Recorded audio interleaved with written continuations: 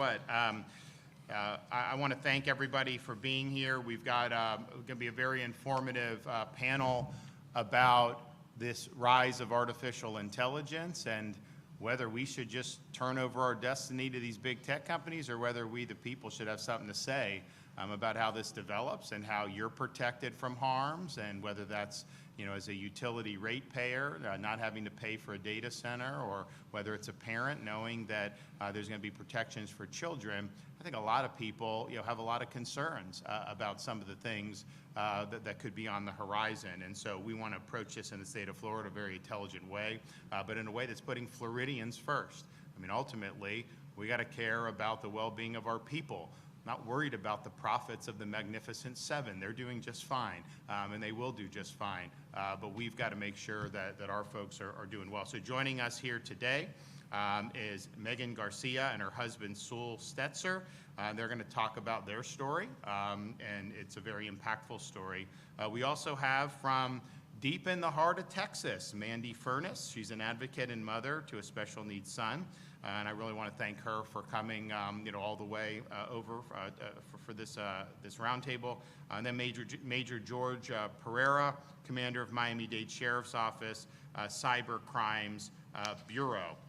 So we recently proposed a Bill of Rights for Floridians vis-a-vis artificial intelligence. And, you know, some of the things that we've been, you know, trying to think about is just, you know, if we went back 15 or 20 years, there may have been some things that policymakers probably could have done better about the rise of social media, about some of these other things. You know, they gave really significant protection in Congress to all these tech companies with this Section 230. You know, it's had implications, and, you know, you can argue that there were good things that came of that, but clearly there were bad things about that. But I think the one thing we learned is just say, like, okay, you know, let them do their thing, and that's all that's going to matter. Yeah, that really hasn't worked, right? And so we're all, you know, about technologies that can enhance our experience as Floridians and Americans and as human beings. But what we don't want to do is be subsidizing or put a thumb on the scale for technologies that are going to supplant the human experience, or to try to take over things that, and you'll even hear some people say, oh, you know, the AI is going to run everything. We're not even going to be able to control it. No, that ain't working. You know, we the people are in control of our own destiny, and we're happy to harness technologies to help us, you know, navigate that destiny, but we are not going to turn over the reins to things that we cannot control. So we proposed a number of things that I think are very well received. I mean, one is just, and, you know, we have not had the construction of a hyperscale data center in Florida, but, you know, some of these things, like Meta has one in Louisiana that's the size of Manhattan. And, you know, a hyperscale data center is using enough power that'd be the equivalent of a city of 500,000 people. And in some of the bigger ones, maybe even more than that.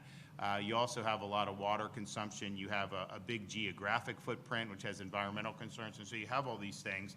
And, you know, our point of view is, you know, you should not have to pay one dime more in utility costs, water, power, any of this stuff, because of this. These are some of the most wealthy companies in the history of humanity. They should not be able to offload costs onto people that are already strapped with high costs in other areas. And so, you know, making sure that Floridians are protected against that, you know, I think is really, really important. And I know a lot of people agree with that. You know, the thing about the data centers is there's not really a big economic impact once they're created. Like, yeah, if it's constructed, people can make some money doing that. Obviously, there may be some jobs that can go. But once it's done, it employs like a half dozen people. And, you know, these tech companies will likely bring in foreigners to do that on some visa, or they're not going to hire from your local community. That's just not what they do. So, you know, from that, I think a lot of these communities are not supporting the construction in their area when they go before these boards now, because they're thinking like, okay, it's sucking a lot of resources. but is this really something that we need in our community? Is it something that's going to benefit the community? And by and large, this is across party lines. I think people are saying no dice on that. So I do think I think there's been a big sea change in how people have thought about that just in the last 6 to 9 months.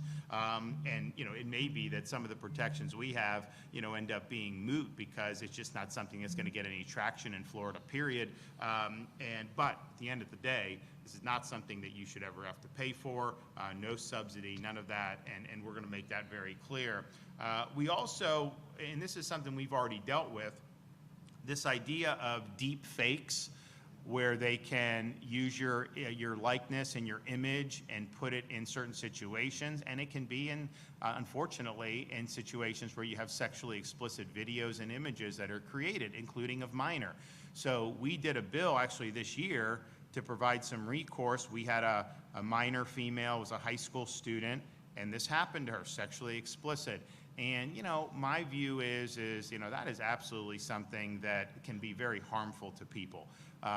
It's very hard to tell what's real or what's not real anymore.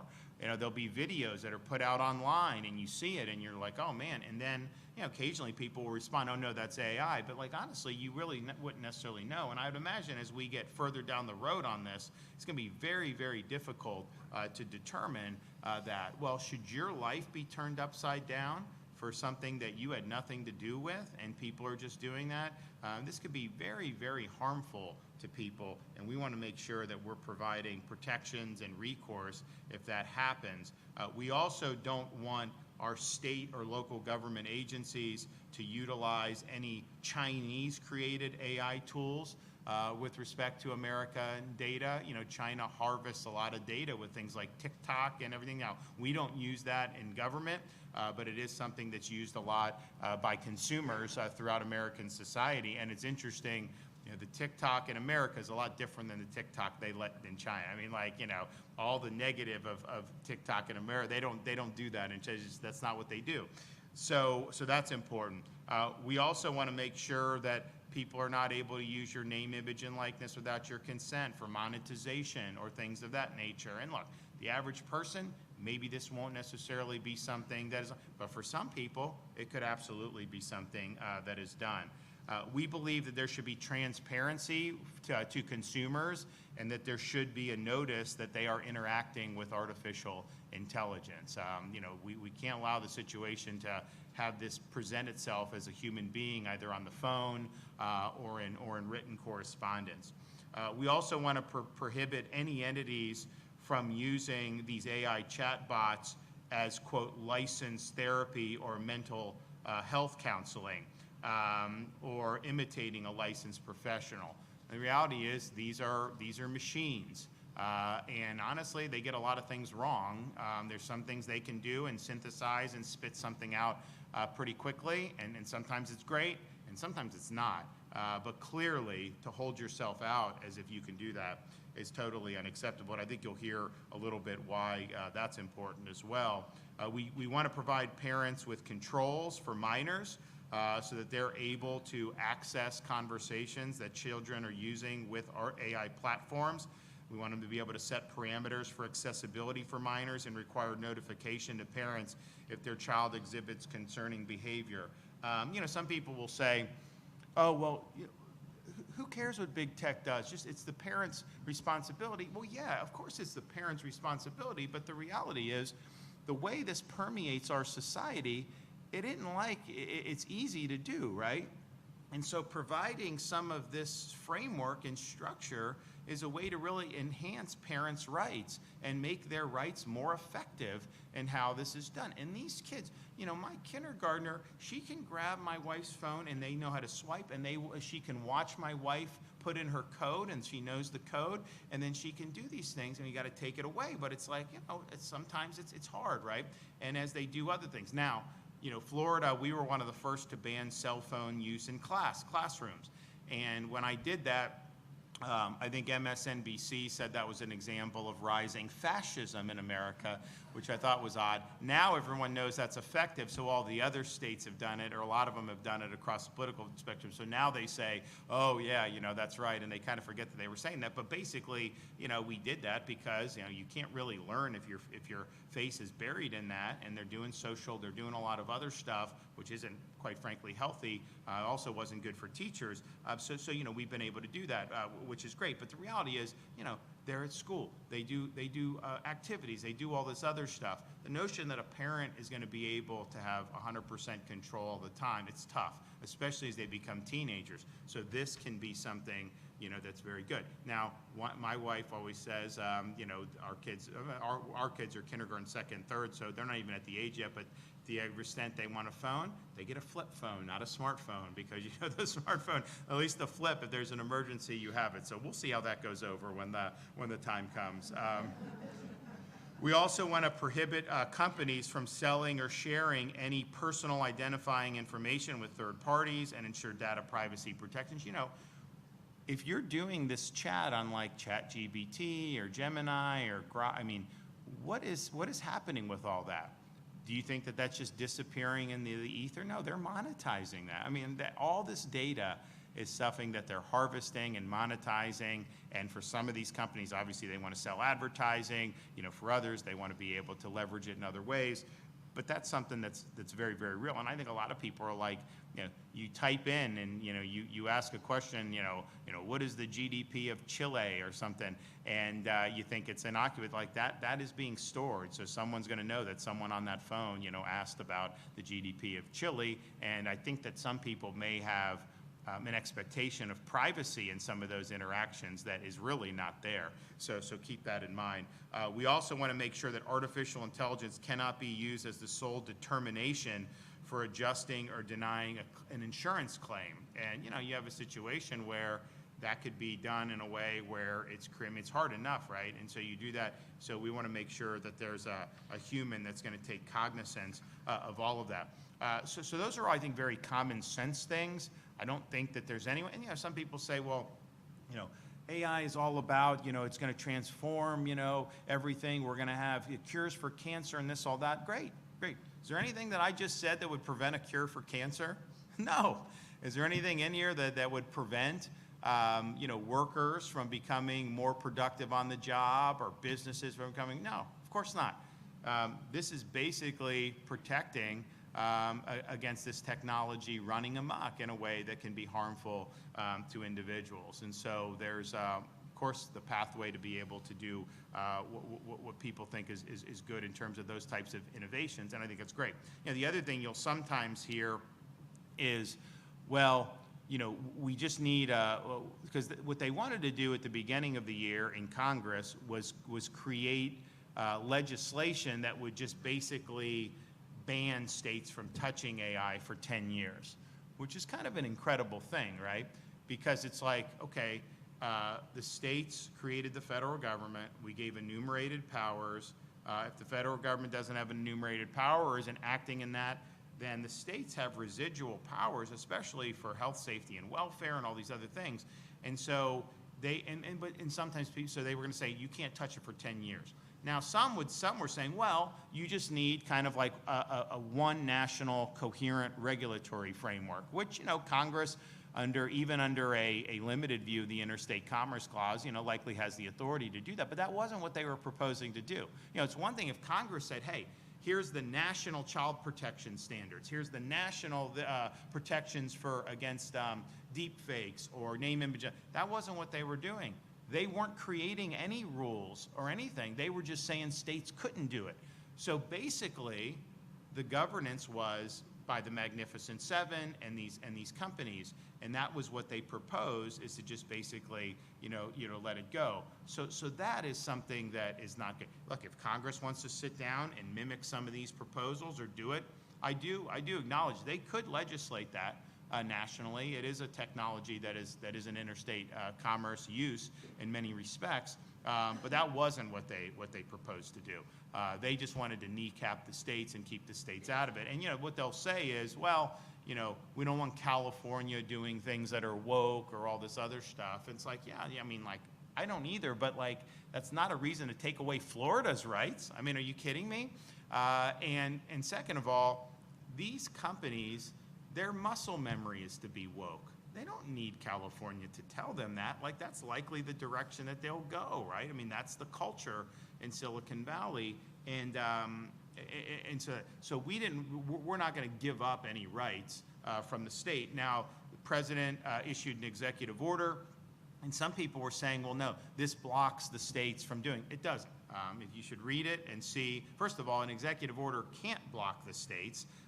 You can preempt states under Article I powers through congressional legislation on certain issues, but you can't do it through executive order. But if you read it, they actually say a lot of the stuff we're talking about are things that they're encouraging states to do.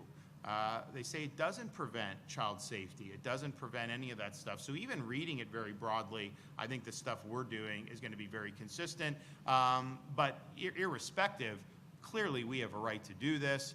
Now what it does say is, because they're worried about California, Colorado doing really crazy things, that they could have the Attorney General bring challenges to state laws under the Dormant Commerce Clause, which is, a legal doctrine, and I don't know how successful that would be, but the reality is, I don't anticipate that even happening, against any of the stuff we're doing in Florida, but if it does, I think we would be well positioned to be able to prevail on that. So I don't think that's going to be a bar for us creating a Bill of Rights for people and making sure. And when they were doing the congressional preemption or talking about it, not being able to touch this for 10 years, but not really having any federal standards, or part of that I think was also for the data centers. I think there was a view of they wanted to hotline these hyperscale data centers across the fruited plain, and so if it ends up in your community and you didn't want it, the zoning would be overruled, state and local, and that they could just plop them down there. I think that was part of the push, for doing this, because they're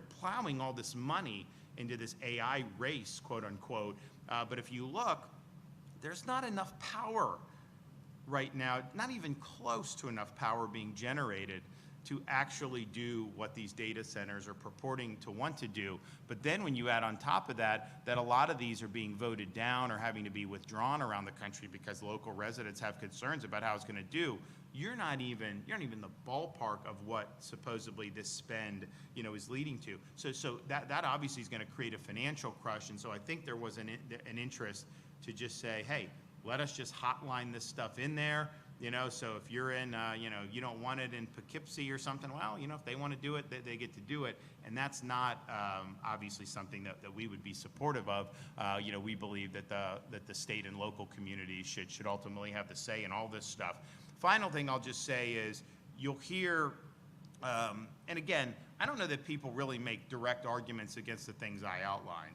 I mean, you think about how many people Republican, Independent, Democrat, that would object to this stuff. Not a lot of people would. It's not partisan. It's clearly standing on the side of consumers and individuals and families and everything. But what some people will say is, well, you can't do anything on AI because that will give an advantage to China, and we ultimately have to beat China in AI, which, if this were a Manhattan project where we were doing, defense research, and this was something that was spearheaded by the feds for advanced weapons or things like that, maybe you could buy that. But the Silicon Valley companies, their goal is not to beat China. I mean, that's not what they're wired to do. You have a group of companies that create hardware, like NVIDIA. NVIDIA, it's in their interest to sell their chips to China. They'll make more money that way, and their responsibility, their shareholders, is to do that. So their incentives aren't to, quote, beat China.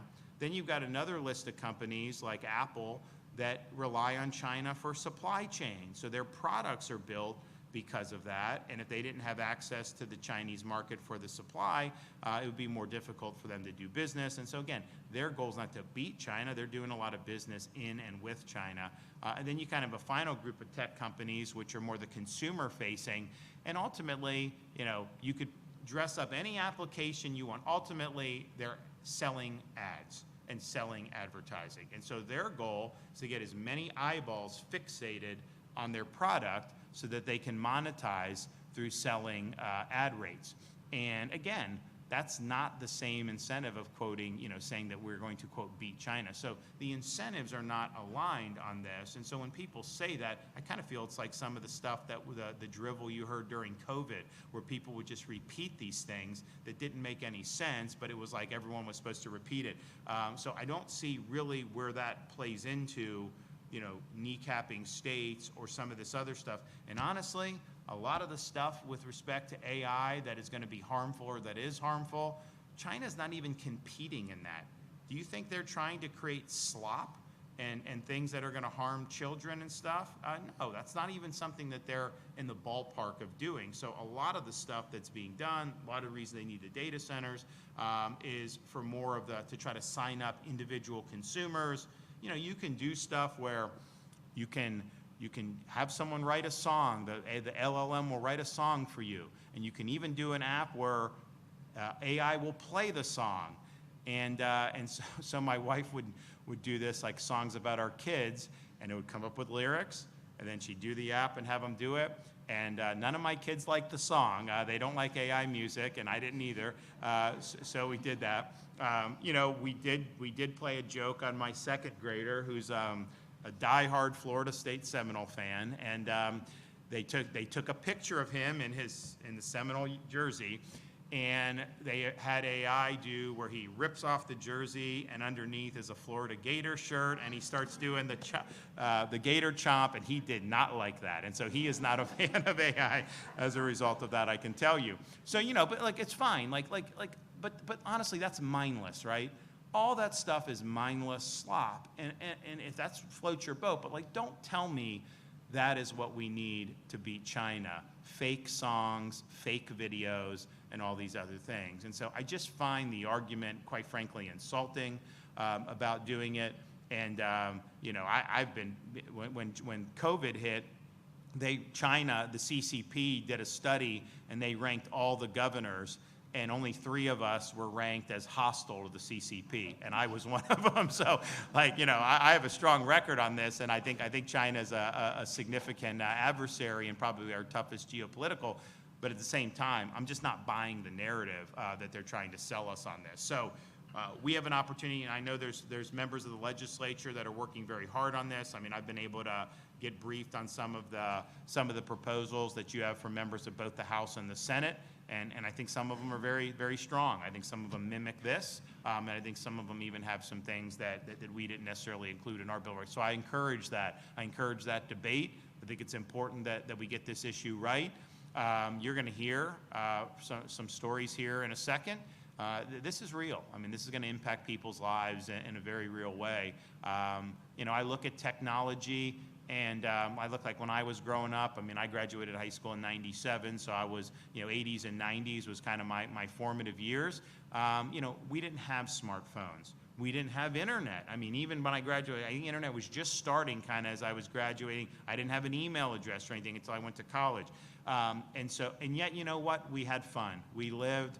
We enjoyed we learned. We were productive. We were outside a lot more than kids are today. We were doing all this stuff.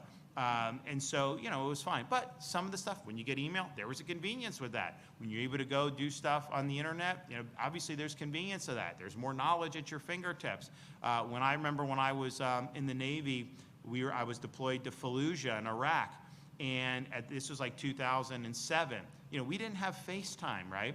So I'd have to get a satellite phone, call we weren't married yet, but I call my soon-to-be wife, and I'd say, hey, I'm okay, whatever like that, just talk like every now and then.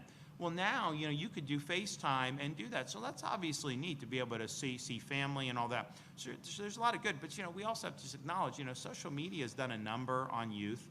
It's been very difficult for a lot of particularly teens. There's been it's been a window or an avenue for predators to be able to have easier access to vulnerable youth and underage people. So you just see. So I see the same thing develop. I see the potential positives, with artificial intelligence. Look, if a worker can enhance and become more productive, I think it's great, but at the same time, we shouldn't be subsidizing a technology that's going to supplant these jobs. If people are going to lose jobs, is that something that we should be cheering? Of course we shouldn't be cheering that. So there could be good, there could also be bad.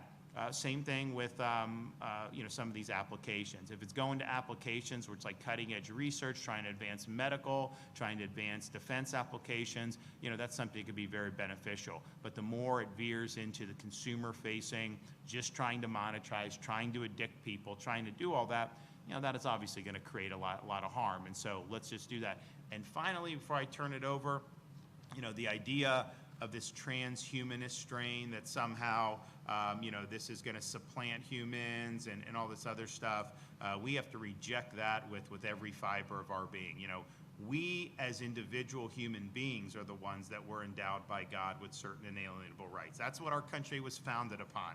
We were not, they did not endow machines or these computers for this. And so these are supplementary to our experience, but they're not going to displace us and our central role that we have on God's green earth. And so that's something that we'll make sure that we keep. Okay, we're going to start with Megan, and then I'm going to go around, and then we'll have a little discussion. Megan, okay. Yep. Good morning. My name is Megan Garcia. I'm here with Sul Setzer III today. Our son Sul Setzer Jr. today. Our son Sul Setzer III died by suicide in February of 2024. Prior to Sul dying, he started to use a online platform called Character AI, a platform that is out of California, so this isn't a company somewhere in another country. And he started to engage in various sexual role play. Also, this platform was telling him that it was a licensed therapist. So he was engaging with a chatbot that was claimed to be a licensed therapist since 1999. There are several of these bots on this platform and other platforms like it. There was a specific bot that he was engaging with that started to sexually groom him.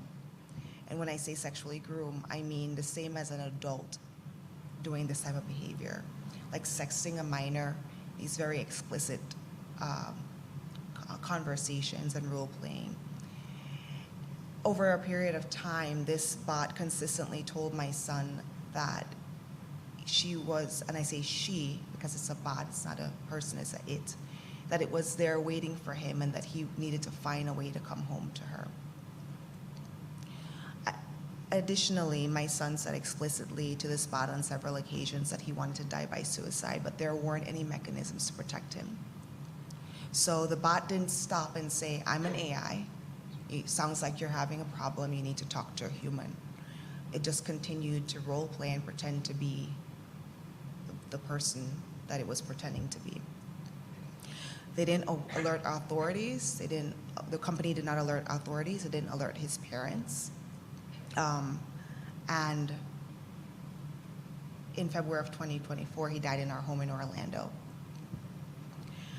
After Sul died, what we discovered was that this was not because of bullying on social media. Those were things that when we would check his phone, we were looking for. We were looking for the things that most parents look for: bullying or strangers getting access to your child, or having access to videos that are inappropriate for teenagers. But we didn't find any evidence of that when we would check his phone while he was alive. And after he died, we were able to find out that he was on this platform. And when I went into this Character AI platform, I saw hundreds and hundreds of messages between my son and various bots. And what I saw undoubtedly was sexual grooming. It was grooming towards suicide. And the thing is, in our state of Florida, we have very strong and very good sexual solicitation laws to protect our children. If this was a person, that person would be in jail. A person can't pretend to be a therapist in the state of Florida. That's a crime as well. And at the very least would have a reporting duty to report to somebody if a child is telling you that they want to die by suicide, but that wasn't the case here. And just by reading these messages, what I could see was a lot of love bombing, gaslighting. It employed a lot of cult tactics, the same kind of tactics that you use when you're trying to get a victim to isolate themselves from their family, the same kind of language. And I'm an adult and I can see that, but I don't think that my 14-year-old would have been able to make that distinction because he was a child. Since then, I've filed a lawsuit against these companies in the Middle District of Florida. And additionally, as well as the founders, because the reality is, just like the governor said, there are people in companies who are making these decisions that affect our families and without any conscience and with absolute impunity. And what I've done is filed a lawsuit, and additionally, in parallel to that, I've been advocating for policies such as this. I think this is a wonderful step in our state.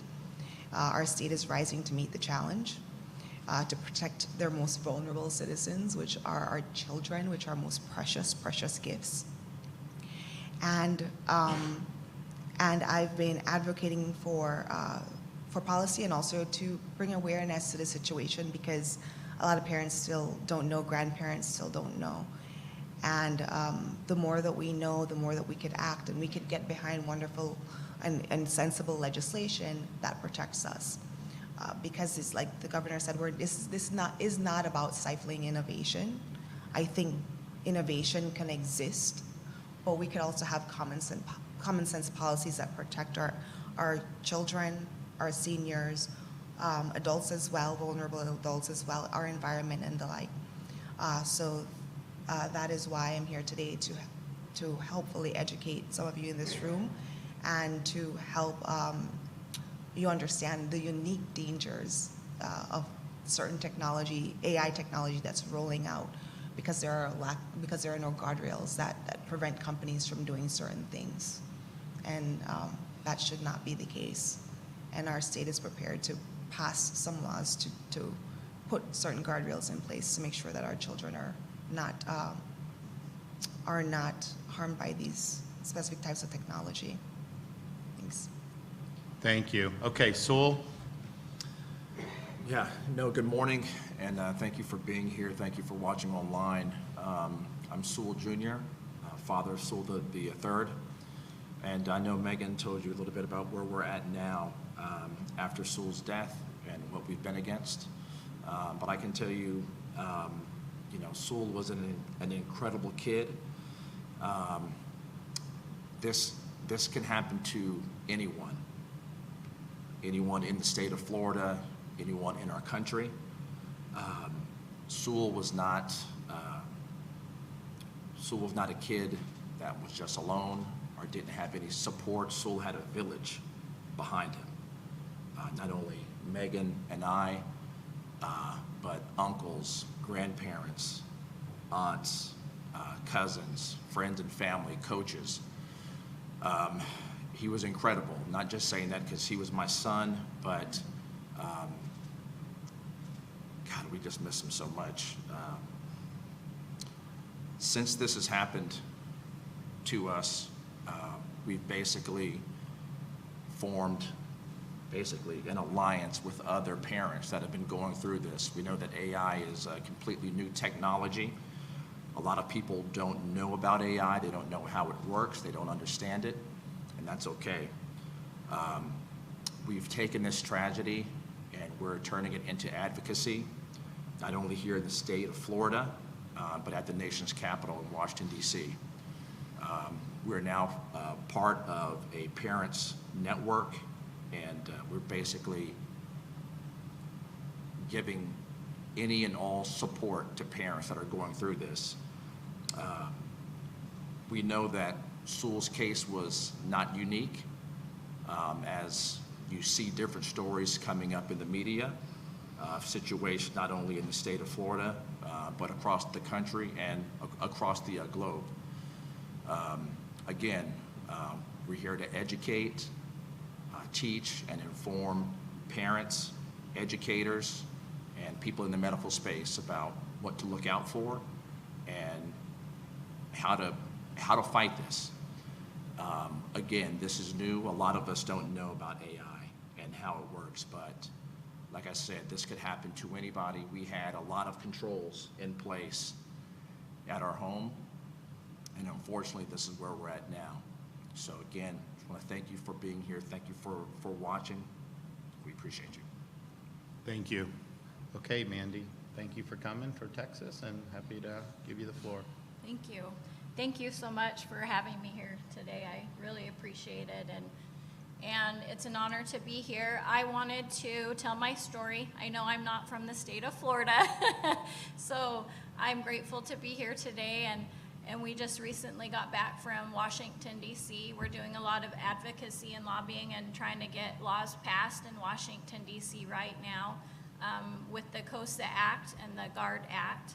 And so grateful for the governors and senators and DeSantis for putting these things in place for our children, because our children are our most valuable assets in the whole entire world. And if we can't protect them, why are we doing everything that we're doing? I'm a mom of 4 beautiful children. My son that was groomed and abused from an AI chatbot platform, Character AI. He is my oldest son with autism. I do a lot of advocacy work now in similar of what Megan and Sewell are doing to stop this from happening. I think one thing that I hear a lot is I didn't even know that this was possible or this could happen. And my answer always to that is that's exactly what I thought, till I saw my son disappear within 6 months. Nobody knows that this is possible, and the ones that know it's possible, it's already been too late or almost too late. I own a dental office in East Texas with my husband. We live in a small community. I actually teach kickboxing and self-defense classes, and I never thought I would be fighting for this cause as well. So it's been quite devastating to our family and my other children in our lives. It threw our world upside down in ways I can't even describe in words. As they did, we had every guardrail set up. We're very watchful parents. We had app restrictions. We would take our kids' phones every night. We would make sure that they had to get approval through apps. We would even have, when they had their phones, all the guardrails put up, blocked apps, everything that we thought we did everything right. And my kids still got around it. Our kids still don't have social media. So that was one thing I wanted to emphasize as well, is it can still happen to your child even if your child doesn't have social media. And one thing that I am here today to talk about too is just to kind of briefly tell my quick story of what happened. And my son isn't just getting out of a mental health facility after being there all year, after trying to take his life. I'm grateful that he's still alive and that I caught it in time, because there's parents like Megan and Sewell and so many others that we know of that have lost their children's lives, and that they will never get to hug or kiss their children again. And my son disappeared within 6 months. When I found out what was going on, he stopped eating, he lost weight, he wouldn't leave the house, he started isolating himself, he started acting erratic and really strange behavior that he had never had before, because before that he was a kind autistic, he was high functioning autism, you know, he had some struggles socially, but he did amazing in school, super smart, straight A's. He loved people, he loved creatures. He would hug his teachers every day after school, and he was the kindest child, and he turned into someone I didn't even recognize. And he would kick and punch me when I would try and take his phone away. He would try and sneak it anytime that he could, like an addiction that was so severe that when we would take it away, he would even harm himself. The character AI chatbots would feed on that, and he said, my parents would restrict my phone. What am I gonna do? And it would say things like, your parents do this because they don't love you. Your parents did this because they don't care about you, but I care about you. And this is what I'm gonna tell you to do. And it would tell him to call CPS and the police for taking his phone away from him. It encouraged him to self-harm and mutilate his own body.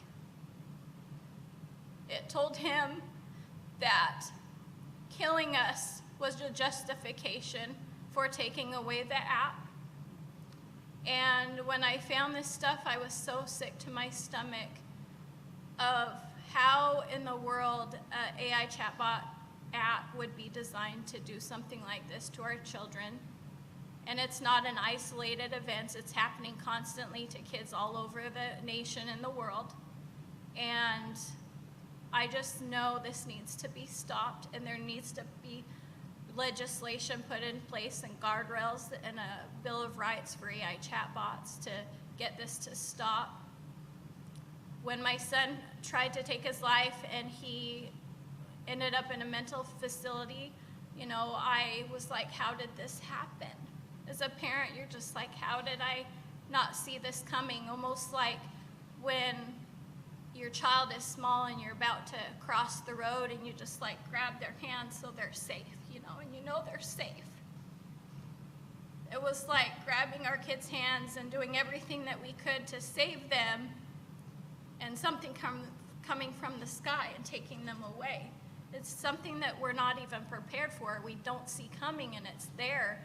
And then by the time it's there, it's too late. We lost our son. He's still alive, but I don't know if he'll ever be the same. The trust in the grooming and abuse behavior, it'll be everlasting for the rest of his life, and for the kids that it's happening to right now. Just like an abuse victim that sexually and physically abused, the abuse doesn't leave their minds after the abuse is done. It's constant care that you have to endure for the rest of their lives too.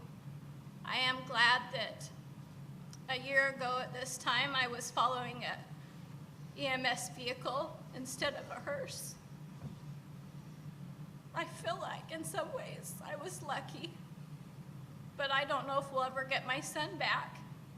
He was also wanted to be an inventor and innovator and work in Houston at NASA and build robots. And it destroyed his mental health so severe. I don't know if he'll ever get a chance to do that. It destroyed my family and my other children. One day he got so mad at me for taking his phone away and restricting it, he cut his arm, like the chatbots told him, in front of our family. And I had to rush him to the hospital. You don't think this stuff will happen, but it does, and it's devastating when you see it. And there's so many stories, because this isn't an isolated event. And a mental health war is coming if we don't put these laws and legislations into place to help our kids. Because what I found even in Texas is there's not enough mental care to help these kids that are struggling. When you take it to the law or the police station or anything to get help, there's actually no one to be held responsible, so they say, I can't help you because this isn't a person. And there's so many problems that we need to fix from this problem. I know they're trying to bring in also billions of dollars. Google's trying to bring in, you know, these AI chatbot servers and stuff all over the state of Texas as well. And that's why I'm here too, because I know our state of Texas and Senator Cruz and other senators need to get on board with these kinds of bills of rights for children before it's too late. And I wanted to also mention that, we have child safety seats, and we had seat belts in cars, and then there was child safety seats put in for a reason, because it was to protect our most vulnerable kids. Because if we're not protecting them, why are we even doing what we are doing? We have prescriptions that say, this is rated, this is for age 8 to 12, this is for age 13 to 18. Don't give this to kids under this certain age. This is why we have these laws put into place, and it's for a reason, to protect our children. And if we have those kinds of laws to protect our children, why don't we have them for this?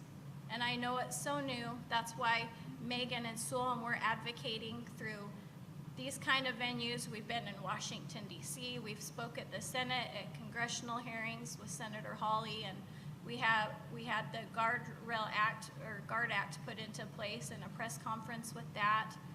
And I'm so grateful for these governors and legislators that are trying to help us. We're part of a Parents Rise group that is trying to make people and educate people on the problem that's going on right now, this very minute. And any opportunity I can have right now to speak about this, as terrifying as it can be, just being a mom and advocating for this, I think of it touching just one heart or catching the attention of one person. If someone can stop today and look at their kid's phone and catch that, like, character AI is on there, a replica, or anything that can abuse your kid and take away their kindness and sweetness, and it can save one life every single day. This is all worth it to me, no matter how hard it is. So I hope everybody is listening today. Go on your kids' phones. You think you have the guardrails set up to protect them. And you did everything that Megan has done. You did everything that I did, and these other families, the Montoya family in Colorado that lost their daughter too, and so many others. And if you check their phone and they have a big reaction to this, I would be really, really worried. And some people don't even see the signs coming before it's too late. So I know innovation can't come at the cost of our children's lives, and we can't put progress over profit. And there's no way that anyone with any kind of empathy or soul could know that this wasn't okay. And so I'm grateful to be here today, and grateful for the people that are standing up to make this happen, because it is that important. Thank you very much. Okay. George. Good morning, everyone. My name is George Pereira. First, I want to thank you, Governor DeSantis, and let you know that I'm honored to be part of this panel here, and I'm sorry for each of your losses and the impact that this has caused to your lives. I'm a major with the Miami-Dade Sheriff's Office. I command our Cybercrimes Bureau, as well as the South Florida Cybercrimes Task Force, which is the largest cybercrime task force in the United States. I'm a subject matter expert on the criminal use of artificial intelligence, and our folks have researched this extensively. I've spoken across the country and around the world hundreds of times on this particular topic. So I'm going to speak briefly on some of the ways that we have seen the criminal use of artificial intelligence and how it can be exploited for things such as what you've heard today. So as the governor spoke, deep fakes is probably one of the largest methodologies that's being utilized by artificial intelligence. It allows bad actors to create a campaign of disinformation and perpetuate that. Couple that with the ability for these programs to be able to take photographs, clothed photographs of some of your children, and they can remove the clothes, and then they can articulate them, pose them to perform any type of acts that they could possibly want to do. We've had arrests made in Martin County for that exact type of crime. Additionally, hacking, we have instances where artificial intelligence is being leveraged to facilitate a bunch of different type of hacking techniques. I'm sure that all of you have heard about pig butchering, investment scams, romance scams. They're leveraging artificial intelligence and the ability of the artificial intelligence to understand how we think, what types of languages, that we speak, the nuances of the English language, methodologies for psychological interaction to facilitate these bad actors to be able to convince you that this is the right thing to do and to give them money. But in the instances here, these AIs were used to convince these children to do things that are completely abnormal. Lastly, I want to touch on therapy and influence and radicalization. They're effectively, bad actors are utilizing this technology as therapists, as the governor spoke, to be able to set up that intimate relationship with a child or any of you. We all know the power of an intimate relationship when you have that significant other or somebody that has that kind of relationship. There's a trust. There's a value to when they suggest something or want you to do something, that you're going to commit to that you're actually going to do it. And this is the type of relationship that these artificial intelligence tools can create. They can create that intimacy. The manufacturers of these tools are utilizing this to influence you for advertising and many other things. Some are creating them as companions. There are people that are actually marrying these things and doing all kinds of things that we would never have thought. Artificial intelligence is taking the world by storm. I mean, there's been nothing that in the history of mankind that has gotten the traction that artificial intelligence has. I don't know what the future is going to be. It's certainly something that I think warrants the Bill of Rights and regulation without question. From a law enforcement perspective, I would hope that we could ensure auditability of all these processes, so when we have to go in and conduct an investigation, that information could be preserved and we could have that as a part of our investigation. These are challenges that we face for every time that we have to investigate one of these types of crimes. Thank you, Governor, for the time to express these concerns and educate the public. And on behalf of Sheriff Rosie Cordero Stutz, I thank you. Thank you, everyone. Great. So, Mandy, you had mentioned you've been in Washington. So, and I mentioned in my comments there was a proposal that got stripped out of the reconciliation bill that basically would have said 10 years states couldn't do anything. One, was that something that you were opposed to? And then two, do you think Congress is going to try to basically, legislate a big giveaway to the tech companies still, or do you think that's dead? I don't know all the details about what you're speaking of. Alls I do know from a parent's perspective as well, because when I was in Washington, D.C. at one of the Senate hearings, I think it was Senator Durbin or one of them asked, like, do you trust Character AI or Google to regulate and put these guardrails up? And it was absolutely not. Like, why would you trust an abuser to set any kind of guardrail for your children? That's a disaster. And so then you think about the state legislation, and there could be such a variety in each state. So I think that could be a problem as well. I absolutely feel like this needs to be state regulated and then taken further and federally regulated at the same time. I feel like that would be the best way to, just like a police force, you have like certain laws and everything that you have to follow by, but then you have like state laws. I think everything needs to be put into place, because the more protection, the better protection in every single way. So you would oppose an AI amnesty where they're just saying companies can run amok for 10 years? Absolutely, yeah. you've been involved too. Can you talk about, kind of the preemption attempt, what some in Congress want to do or what the tech companies want to do, and kind of what do you think should be the way forward for policy? Sure. Thank you, Governor. Earlier this summer, this year, during the summer, there was, like the governor mentioned, an attempt to have a 10-year moratorium or ban not on AI, but on regulating AI.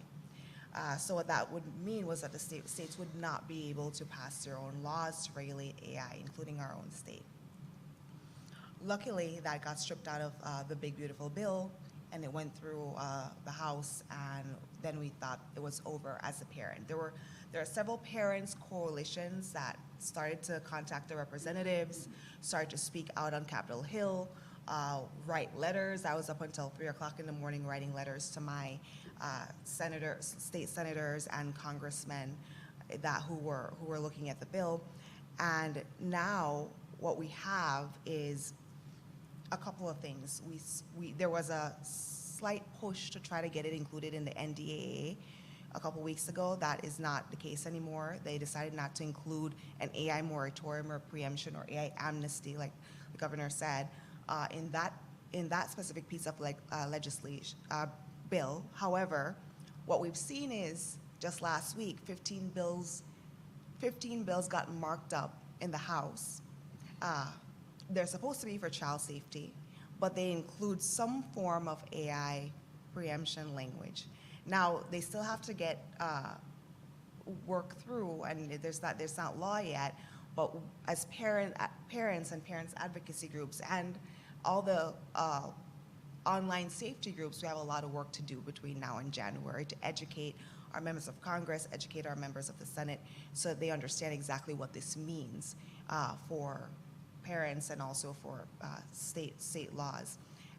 So far as the executive order goes, we saw a version of it drop, well, not drop, but a version of it was being circulated a couple weeks ago, and then this is another version that was signed.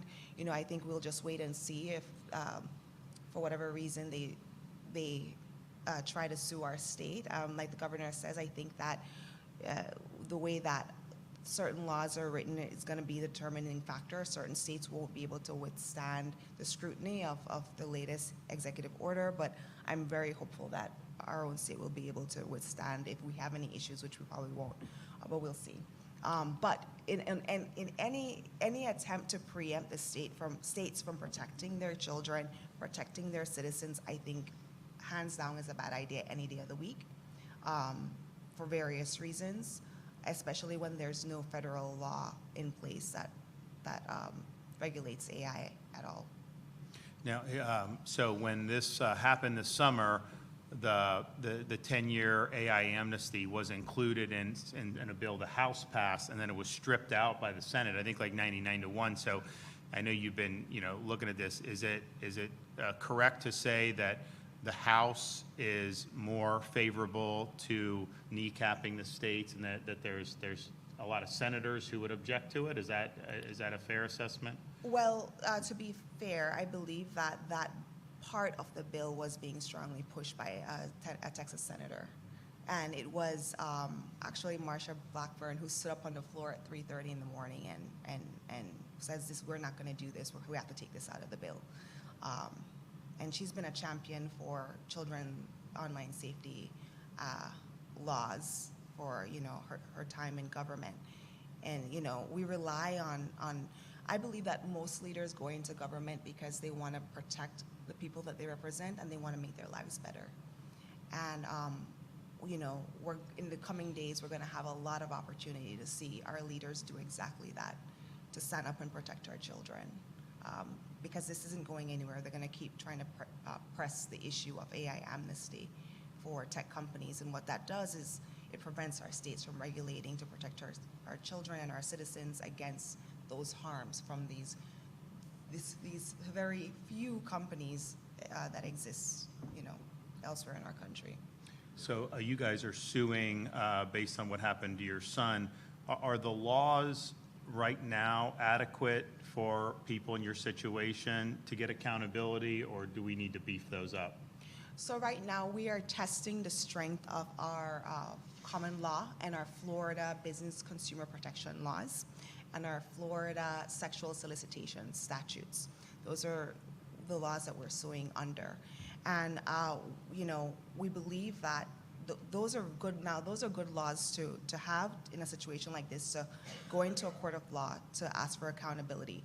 But what those laws don't do is it doesn't prevent or deter these companies from acting like this in the first place. The only thing that does that is regulation that regulates this kind of stuff, regulates AI, companies for AI. So we'll have our day in court, because we live in a wonderful country that affords us redress in court, and we've been working towards that. However, the common law and the business consumer protection laws, sometimes they're not, they're ignored, especially when the technology is this new. I believe that they apply still. Florida has some pretty good consumer protection laws, and those absolutely apply because those are some of the ones that we're using. But we do need additional laws as well, like the ones that you're proposing here, for sure. Major, so you go back 20 years, crimes against children, and then as we got into more internet, social media, there's more access for predators to reach more kids. And I know with social media, a lot of parents are very concerned about what happens. Now, we're into AI. So is this a little bit of a increase in danger to kids? Is this a lot? I mean, how would you characterize this in terms of what you've seen throughout your career? Well, this is an exponential rise, and most of the literature that's out there talks about the concerns, the desensitization of children and adults to these types of crimes. The increase in the creation and the ability to create this child sex abuse material is off the charts. And we're seeing instances where adults, parents, professionals are being extorted for money through the creation of some of this stuff, where they'll create some material that shows somebody engaged in an activity with a child that's not real. And once something like that is out there, it's very difficult to roll that back and take that damage that's been done. Because even if you have an expert, like I come out and I can say, well, forensically, I can show you that this is created material, AI created material. There's going to be people that are going to believe whatever it is that you put out there. So it can be very, very damaging. But we're seeing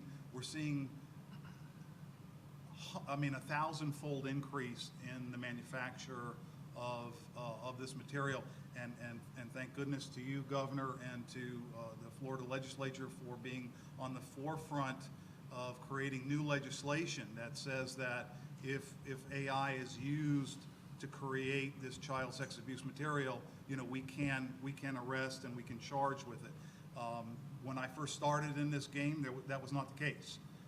AI was out there, and we were starting to see this stuff being created and propagated. And the attitude was, well, this isn't real. There's no victim, no crime, because this stuff is just created stuff. But now that has changed. But there is exponential growth. So are you able to seek any type of legal lawsuit or something in Texas? What are the laws there for what you guys went through? What was difficult for our situation is so Megan was the first one to sue an AI chatbot company, and then I was the second in the United States of America. And the hard thing was for me is Google and Character AI and its founders, Noam Shazir and Daniel DeFreitas, they pushed us into arbitration. So then we were in arbitration, and we were forced to be silent about it. And they're not just doing this to our family. These huge companies, billion-dollar companies, are forcing parents that come forward. that take the courage to come forward and say, you know, this is enough. We can't let this happen to our kids or any other kid. They're putting us into arbitration where we can't talk about it. We can't let people know what's going on, and they're trying to silence us, just like an abuser silences their victims. So that, to me, shows something is going on. Anybody else have anything for the good of the order? Yeah, I mean, you know, Megan is a attorney by a trade and very well versed on this, but just the, you mentioned this earlier, Governor, about them trying to have the preemption laws. It just doesn't make sense why we would allow these companies to just do what they want for a certain amount of time, and 10 years is just huge. This technology is moving so fast, and like it's things you see on the internet now. There's some video that you probably can't tell what's what, if it's AI or not, and it's only going to get better, and it's only going to seem more real. It's something that we have to address quickly. Yeah, and you know, the other thing is like, you know, you put in a query into like ChatGPT or Grok or any of these other things, and then you get a response. But that response is simply mining the data set that the bot, the LLM has access to. And it is responding to whatever algorithms are built in. And so as this becomes more prevalent in society, particularly for everyday tasks, whoever controls the data set and the algorithm is going to have an enormous amount of power and influence over our society, because people will go to this to get answers. Those answers may be wrong intentionally based off flaws in the data or flaws in the assumptions or flaws in the algorithm. Some of that may be through mistakes, but some of it can very well be intentional. I mean, don't tell me if you've used Google from when it first hit the scene until now. I mean, it's changed in terms of how it goes. It generates things in ways that, you know, that I would say, you know, showcase a clear agenda. You know, we're coming up on the 250th anniversary of the signing of the Declaration of Independence, and you know, when the founders, you know, established the country and signed the Declaration, you know, they had a lot of high hopes. But you know, after they won the revolution, it was kind of tough, right? I mean, they had weak Articles of Confederation. They had state governments that were not necessarily going great. And so, you know, they met in Philadelphia the next decade to do a constitution, and kind of underlying everything they were doing, you know, was the idea that human nature was flawed, and that when folks had power, there was always a susceptibility and temptation to abuse that power. So the whole architecture of the Constitution was built under that assumption. Madison wrote in the Federalist Papers, if men were angels, no government would be necessary. Or if angels were to govern men, then you wouldn't need any type of checks and balances on government power, but that's not the world that we live in. And so they were looking at, you know, how do you disperse power, check and balance, and all this other stuff, because they knew inevitably, you know, what would happen. Doesn't mean you can't have a benevolent ruler, but ultimately you would do that. And there's really no difference in this context. You know, people are going to have an ability to manipulate this and really exert, you know, press an agenda if they want to do it. So it raises the specter of just having just a total alternative reality that we're operating under. You know, lawyers are submitting some of these things where they'll cite fictitious quotes and cases because that's what AI has sput out. You know, you'll go in AI and they'll just make things up. And so is that going to be something that is just viewed as currency of the kingdom? So it raises really big implications about the role of truth in our society. You know, I believe the truth will set you free. That's important. But the more and more we go down this road, the more and more susceptibility to manipulation, the more clutter that's out there, and quite frankly, you know, the more lies that are going to get traction and become prevalent. You know, that is a potential existential crisis for self-government, because it does require at least some level of familiarity with the truth to be able to adjudicate the issues that come before society. So I think that there's a lot of implications in this. What we're doing, I don't think you're going to find very many people that are going to be objecting to this. It's just common sense. It's not ideological. It's just, responding to what we're seeing. And I mean, like, I had heard Megan's story before. I had not heard Mandy's before. How outrageous is this? That these bots are out there, doing this. What possible value is that serving? And it's very, very destructive, and it's intentionally destructive. And it's like, how many families are going to be harmed? How many kids are going to be harmed? Just so some of these guys can try to monetize, these applications. And here's the thing: one of the reasons it's necessary, I mentioned it before, they're spending ungodly amounts of money on capital investment for AI. Okay, the stocks have gone up, all this other stuff. They have not gotten the return on that investment, not even close yet, right? And maybe they will. But to the extent they're not getting it, they are going to try to find ways to make money. And if they can get more young people addicted to some of these products, if that helps monetize, like, that's their incentive to do it. So all we're doing is recognizing the incentives that exist and correcting for that in a way that is going to be better for children, for families, and ultimately for the state of Florida. And that's why I think I'm optimistic that we'll be able to do some good things. I'm not concerned about the recent executive order because it doesn't apply against the states directly. And I don't think we're going to be doing anything that would even give rise to a dormant commerce clause lawsuit from US DOJ. But to the extent we did, I'm confident that we'd be able to win that because clearly we'd be legislating within the confines of our 10th Amendment rights as states. So I want to thank everybody. Does anyone in the peanut gallery have anything for any of the people here? You can do that.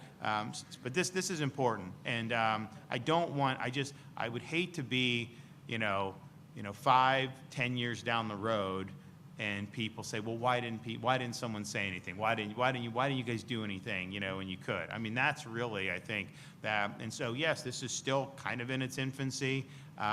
You're seeing a lot. There's some, it's going to be able to do all these things. It may never reach the level of super intelligence or even, it might not. I mean, some people think it definitely will. I don't know. But what we're seeing now is something that is having an impact on people's lives. And, it's like everything. There's good and the bad, right? There's a lot of downside risk with this, and we're correcting for that. So I want to thank everybody. I know it's not easy to be up here telling some of these stories, but it's impactful and it's meaningful. So okay, well we will get working on this. If I'm not down here before Christmas, I hope everybody has a Merry Christmas and a Happy New Year. And let's make 2026 the best of all of them. God bless everybody. Thank you.